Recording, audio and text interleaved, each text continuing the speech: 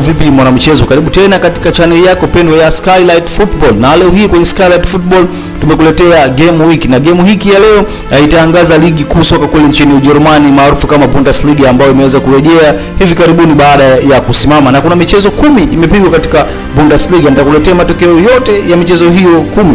Mchezo wa kwanza ulikuwa ni baina ya Borussia Dortmund waliocheza na Schalke 04, na mchezo huu ulimalizika kwa Borussia Dortmund kuweza kuibuka na ushindi wa mabao 4-0 wakiwa nyumbani Signal Iduna Park dhidi ya Schalke 04.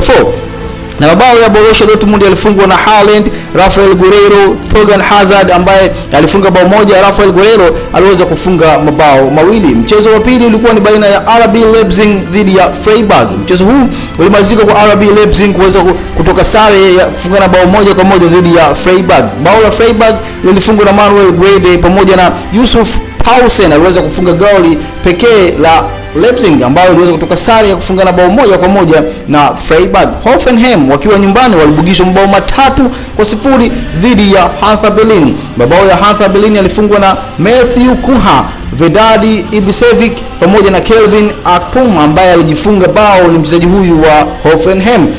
Fortuna Düsseldorf waliweza kutoshana sare ya bila kufungana na Paderborn.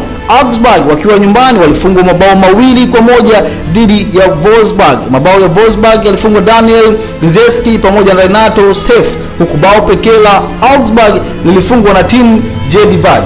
Na mchezo mwingine ulikuwa ni baina ya Eintracht Frankfurt dhidi ya Borussia Mönchengladbach. Mchezo huu ulipigwa siku ya Jumapili, na mchezo huu ulimalizika kwa Eintracht Frankfurt wakiwa nyumbani kufungwa mabao 3-1 dhidi ya Borussia Mönchengladbach. Mabao ya Borussia Mönchengladbach yalifungwa na Rami Bensaben, Marcos Thuram, Alexane Player, huku bao pekee la Eintracht Frankfurt likifungwa na Andre Silva ambaye yuko mkopo kutoka katika klabu ya AC Milan. Mchezo mwingine ulikuwa ni baina ya FC Cologne ambao walicheza na Mainz. Mchezo huu ulimalizika kwa sare ya mabao 2-2, huku mabao ya FC Mainz yakifungwa na Kunde Malone pamoja na Taiwo Awonyi. Mabao ya Cologne yalifungwa na Fabian Kainz pamoja na Mark Uth.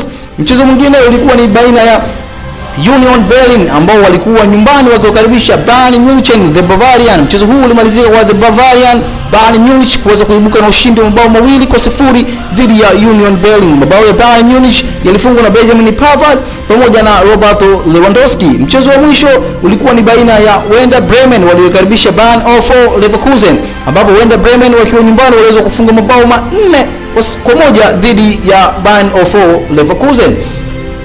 Msimamo wa Bundesliga umekuwa na mabadiliko katika timu tofauti, huku Bayern Munich wakiendelea kusalia katika nafasi ya kwanza wakiwa na alama zao 58. Borussia Dortmund katika nafasi ya pili wakiwa na alama 54 pamoja na Borussia Mönchengladbach wakiwa katika alama katika nafasi ya tatu wakikusanya alama 52. RB Leipzig katika nafasi ya 4 na alama zao 51. Bayern 04 Leverkusen katika nafasi ya 5 na alama 50. Wolfsburg katika nafasi ya 6 na alama 39. Freiburg katika alama nafasi ya 7 huku wakikusanya alama 37. Schalke 04 katika nafasi ya 8 na alama zao 37.